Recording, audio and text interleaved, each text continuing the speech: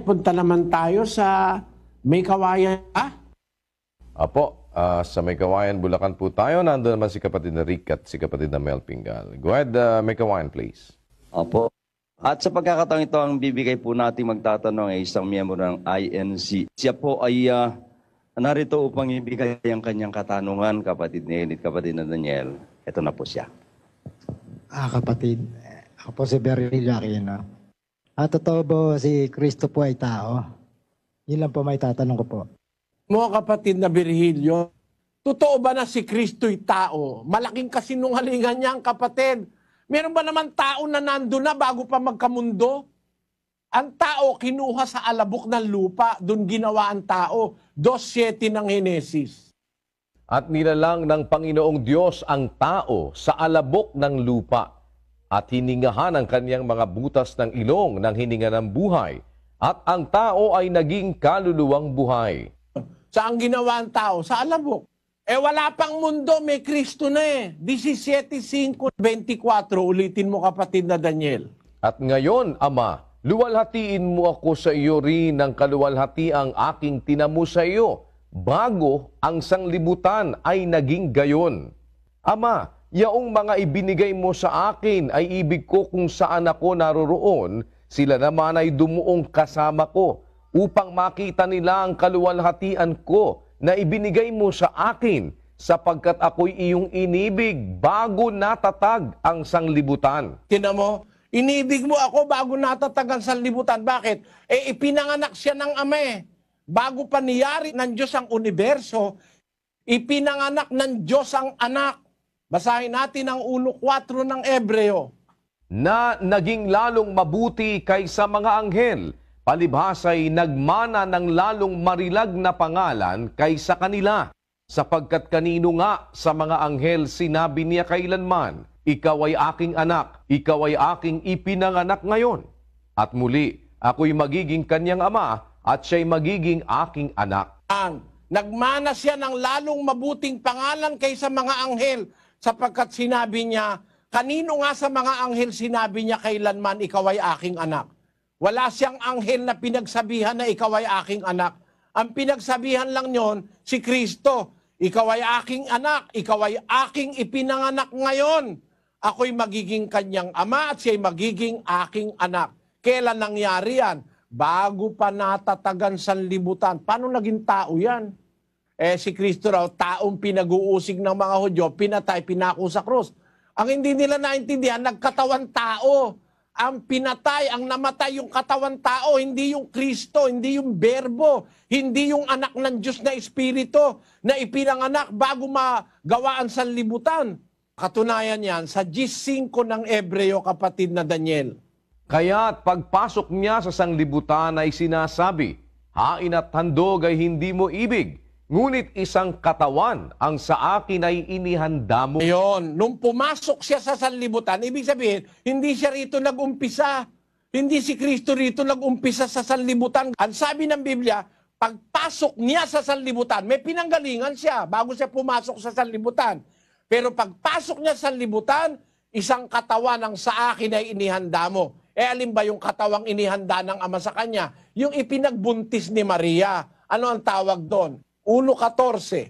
At nagkatawang tao ang verbo.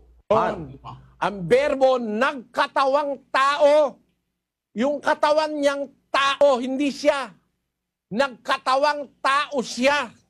Ano yung sabihin ng nagkatawang tao? Hindi siya tao. Paano naman magiging tao pala siya? Nagkatawang tao. Bakit? Dati siyang espiritu na anak ng Diyos. Ang Diyos ay espiritu. Ang anak niya, espiritu rin. Ang Diyos ay Diyos, ang anak niya, Diyos din. Ang anak ng kalabaw, kalabaw. Ang anak ng tao, tao. Ang anak ng Diyos, Diyos din. Dapat nating maintindihan yon. Ipinanganak siya ng Diyos, wala pa ang sanlibutan, ipinanganak na siya. Pero nung dumating ang panahon, pumasok siya sa sanlibutan. Nung isinugo siya ng Ama, inihanda sa kanyang isang katawan. Pagpasok niya sa sanlibutan, isang katawan ang sa akin ay inihanda mo, sabi ng anak. Anong katunayang hindi siya dito nag-umpisa sa sanlibutan, pumasok lang siya rito. Basahin natin ang 38 ng Juan. sapagkat bumaba akong mula sa langit, hindi upang gawin ko ang aking sariling kalooban, kundi ang kalooban ng nagsugo sa akin. Ang tao na nag-umpisa sa langit, masabihin mong tao si Kristo. Sabi niya, bumaba akong mula sa langit. Sabi na nga, nagkatawan tao eh. E di hindi tao, saan galing? Bumaba ako mula sa langit. Tamo? Galing siya sa langit. Paano mo sasabihin, tao yan galing sa langit? Meron bang taong galing sa langit? Ang tao galing sa alabok. Teka siya. Sabi niya, tao siya. Nagkatawan tao nga eh. Ngayon, sasabihin nila, si Kristo'y tao. Bakit? Kasi isa lang ang Diyos. Isa lang daw ang Diyos. Paano mong nabilang ang Diyos? Paano mo nabilang? Tinan mo, ang bilang ng Biblia, iba sa bilang mo eh. Sa 10:30 ng Juan. Ako at ang Ama ay iisa. Ang iisang Diyos, meron kasamang ama at anak. Pinopwera mo yung anak eh. Sabi ni Kristo, ako at ang Ama, iisa. Bakit? 1:18 ng Juan. Walang taong nakakita kailanman sa Diyos ang bugtong na anak na nasa sinapupunan ng Ama. Siya ang nagpakilala sa Kanya. Saan nag-umpisa yung anak? Nasa sinapupunan ng Ama. Nasa sinapupunan ng Ama yung anak. Mula sa sinapupunan ng Ama, ipinanganak ng Ama. Yung pastor sa Pampanga nakadiskusyon ko, ibig mo ba ikang sabihin, ang Diyos ay nanganganak? Sabi ko, tutol ka. Meron ba ikang lalaking nanganganak para makapanganak? Babae kailangan. Bakit yung araw nagbunga sa likod mo? Bungang araw. Tingnan mo, nagbunga yung araw, napakalayo. Yung Diyos pa na makapangyarihan sa lahat, hindi makapanganak. Tingnan ninyo maling paniniwala na pagka nanganganak ay kailangan babae. May lalaking nanganganak. Basahin natin si Luz ang pruweba. Ayan, the biology of seahorses, reproduction. The male seahorse, rather than the female, becomes pregnant. This unusual mode of reproduction is the most extreme form of male parental care yet discovered, although it arises from a general bias towards paternal care among fishes. Yun lang palang seahorse. Yung seahorse pala, yung kabayong dagat na tinatawag, ang nabubuntis, yung lalaki, siya nanganganak. Ang Diyos ay nanganganak. Makapangyarihan sa lahat yun, pwede mong hindi manganak yun. Basahin natin ang awit, 94:9. Siyang lumikha ng pakinig, hindi ba siya makakarinig? Siyang lumikha ng mata, hindi ba siya makakakita? Kita mo, siyang lumikha ng pakinig, di ba pwedeng makarinig siya? Tinan mo yung tao, nung maintindihan niya yung principle ng pag-hearing, nakagawa siya ng hearing aid eh. Nakagawa siya ng isang instrumentong nakakarinig. Yung tao, alin yon? Yung tape recorder. Naririnig nung tape recorder, itinetape niya yung sinasabi mo. Kung ang tao na nakakarinig, nakakagawa ng ibang bagay na nakakarinig.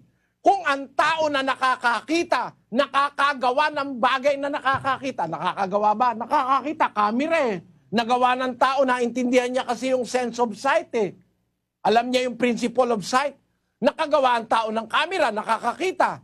Kung ang tao nagagawa yung nakakakita siya, makagawa siya ng nakakakita, hindi ba magagawa ng Diyos yun? Siya nga ang gumawa ng pakinig, hindi ba siya makakarinig? Siyang gumawa ng mata, hindi ba siya makakakita? Siyang gumawa ng paa, hindi ba siya makakalakad? Siyang gumawa ng bahay bata, hindi ba siya makakapanganak? Di ba? Nakapanganak ba ang Diyos? Basahin natin uli ang Hebreo 1:4. Na naging lalong mabuti kaysa mga anghel, palibhasa'y nagmana ng lalong marilag na pangalan kaysa kanila. Sapagkat kanino nga sa mga anghel sinabi niya kailanman, ikaw ay aking anak, ikaw ay aking ipinanganak ngayon. Sino nanganak kay Kristo? Ang Ama. Saan galing? Sa sinapupunan ng Ama. Kung yung pinanggalingan ni Diyos, yung nanggaling, ano yun? Tao? Si Eva, saan galing? Sa tadyang ni Adan. Di ba tao si Adan? Ano si Eva? Anghel? Hindi. Tao rin yun eh. Galing sa essence ni Adan si Eva eh. Kinuha ang isang tadyang, ginawang babae. Kaya kung paanong tao yung pinanggalingan, tao rin yung nanggaling. Eh si Kristo, sa umpisa, nasa sinapupunan ng Ama. Nasa bahagi ng katawan ng Ama. Ipinangalak ngayon ng Ama. Tao ba yon? Hindi. Alin ang tao? Yung ipinangalak ni Maria. Yun ang tao. Yung katawang inihanda nung nasa sanlibutan siya. Pero yung ipinanganak ng Diyos, bago pa nilikha ang langit at lupa, hindi tao yon. Espiritu yon, anak ng Diyos yon. Yon ang tinatawag na berbo.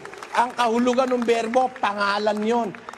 Hindi rin kasi tao hindi rin kasi nilalang si Kristo Ipinanganak siya ng Ama Yung berbo, pangalan yon na tumutukoy sa anak ng Diyos. Basahin natin ang 19:13 ng Apokalipsis. At siya'y nararamta ng damit na winisikan ng dugo, at ang kanyang pangalan ay tinatawag na ang Verbo ng Diyos. Yang may pangalan na Verbo ng Diyos. Pangalan, ano? Ang kanyang pangalan, tinatawag ang Verbo ng Diyos. Sino yung may pangalan na yan na Verbo ng Diyos? Juan 1:1.